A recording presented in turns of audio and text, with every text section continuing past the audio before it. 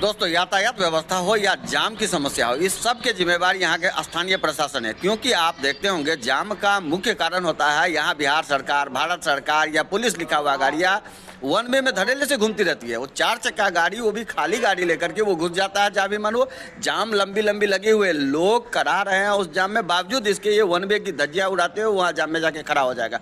ऊपर से धौस भी दिखाता रहेगा, जब सरकारी आदमी है तुम आगे से खाली करो। मतलब इस तरह की नज़ारा वहाँ आप देख करके दंग रह जाएंगे, जो प्रशासन किस तरह से यहाँ दादागिरी करता है और किस तरह से यहाँ के स्थानीय लोगों को परेशान करता है। क्योंकि यातायात व्यवस्था के लिए जितनी भी व्यवस्था होती है वो सब प्रशासन के द्वारा किया जाता है, लेकिन यहाँ प्रशासन खुद ही जाम लगाने पर आतुर रहती है, तो यहाँ की व्यवस्था कैसे सुदृढ़ होगी। फिलहाल जो जाम की स्थिति है, वहाँ वन वे में स्कूल बस का घुसने के लिए भी लगता है। स्कूल बस भी एक बच्चा को बिठा करके और पूरे वन वे की धज्जी उड़ाती रहती है, जबकि एक बच्चा को आप रिक्शा से भी कहीं भेज सकते हैं। नहीं, वो इसके लिए स्कूल बस ही जाएगी। दूसरी बात है, जो स्कूल वैन को किस आधार पे परमिशन दिया जाता है वन वे में घूमने का, ये कहीं से भी उचित नहीं है। स्कूल बस के लिए भी वन वे का सिस्टम लागू होना चाहिए।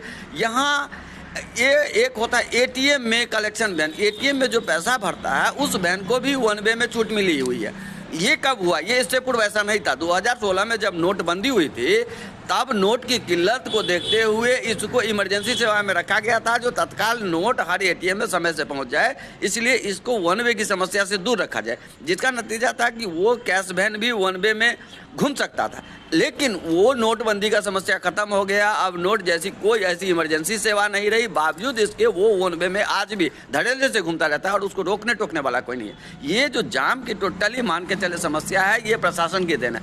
अतिक्रमण के नाम पे भी प्रशासन छोटे मोटे ठेला रेहड़ी दुकान वाले को हटा देते हैं, उनको वहाँ से जगह से हटा करके फेंक दिया जाता है, तोड़ दिया जाता है, फोड़ दिया जाता है। लेकिन उन्हीं के जस्ट बगल में कट्ठा के दर में वहाँ के लोग, स्थानीय लोग जिनका वो भवन है, वो जमीन कब्जा किए हुए हैं, वो बिना यूज का, वहाँ कोई यूज नहीं होता, बस बांस बल्ला लगा के गिरे हुए हैं। प्रशासन उसको हाथ नहीं लगाएगा। उनसे अगर बात करो तो कहेंगे ये यहाँ नगर निगम से रसीद कटाते। भाई साहब, सरकार की जमीन यानी सड़क की जमीन को भी नगर निगम रसीद काट के किसी का निजी संपत्ति बना सकता है?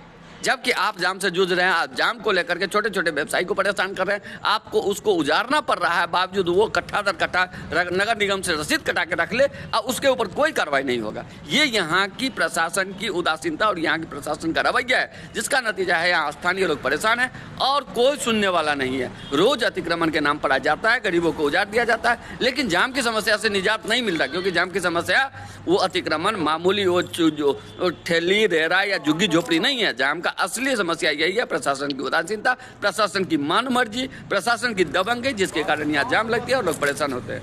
Thank you.